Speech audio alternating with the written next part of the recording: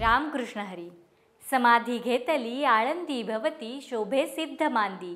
सन्मुख उभा अजान वृक्ष देव देती येथी साक्ष. कीर्तन गजरी नामघोष चराचरी. ऐसा सोहळा ऐसा आनंद एका जनार्दनी नाही भेद.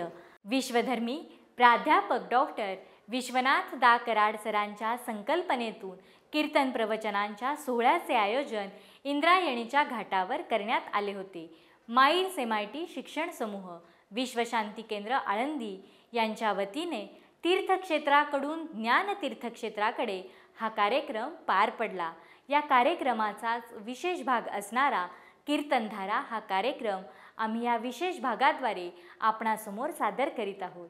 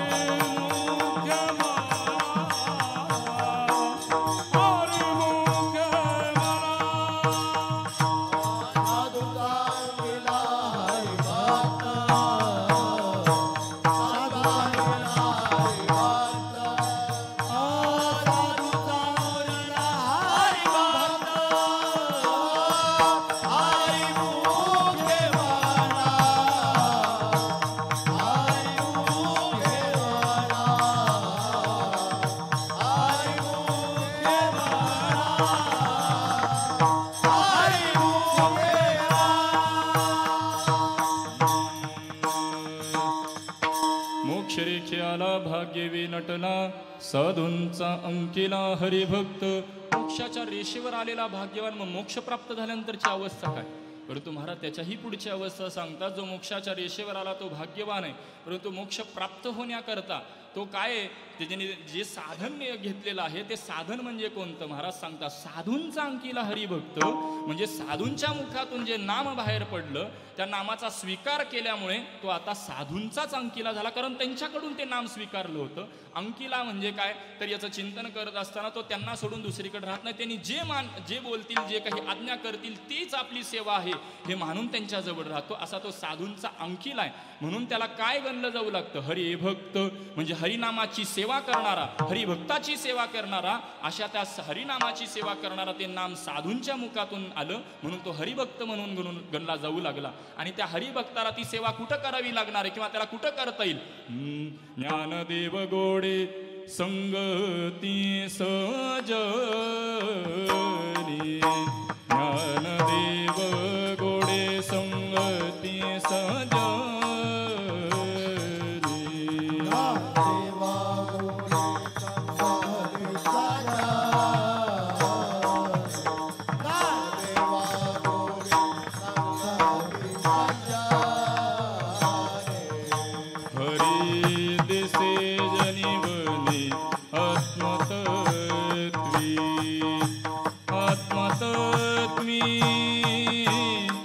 आत्मतत्त्वी आत्मतत्त्वी हरिमुखे म्हणा हरिमुखे म्हणा हरिमुखे म्हणा हरिमुखे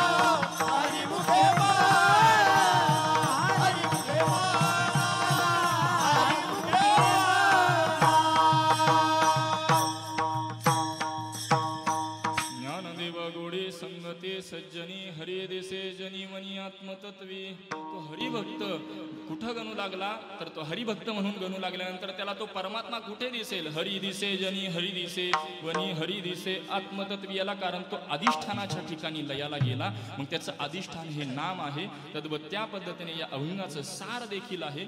सुंदर असा हरिपाठ ग्रंथ ज्ञानोबाने निर्माण केला. त्या अभंगाचं सार म्हणजे हरिपाठ ग्रंथाचं सार देखील हरिमुखे म्हणा हरिमुखे म्हणा पुण्याची गणना कोण करी. आपण वारी करता इथं आपण येतो.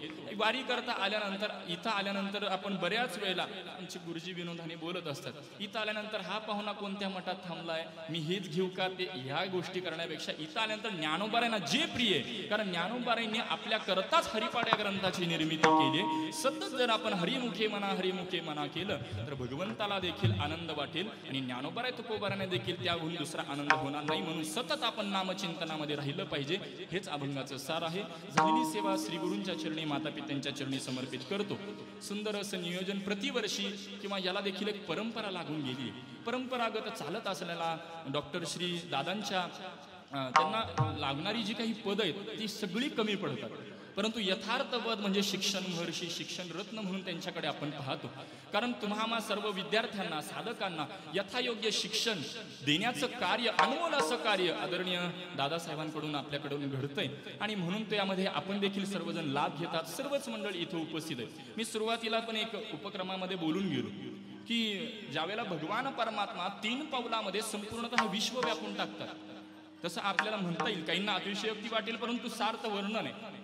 दादांनी देखील आळंदीमध्ये एक पाऊल ठेवले, देहूमध्ये एक पाऊल ठेवले आणि या दोघांचा ज्ञानोबा तुकोबा हे तत्व बद्रीनाथामध्येही ठेवलं. अशा 3 पावलामध्ये देखील विश्व व्यापलेलं आहे. विठ्ठल विठ्ठल ज्ञानेश्वर माऊली ज्ञानराज माऊली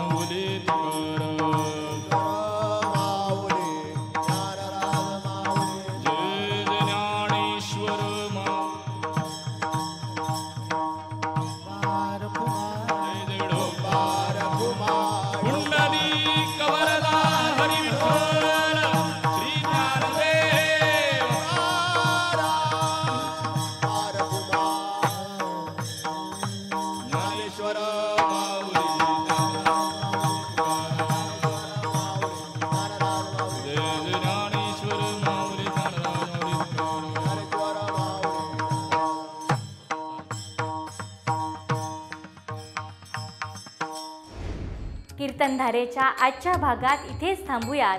भेटूयात नव्या कीर्तनासह पुढच्या कीर्तनधारेत. तोपर्यंत रामकृष्ण हरी.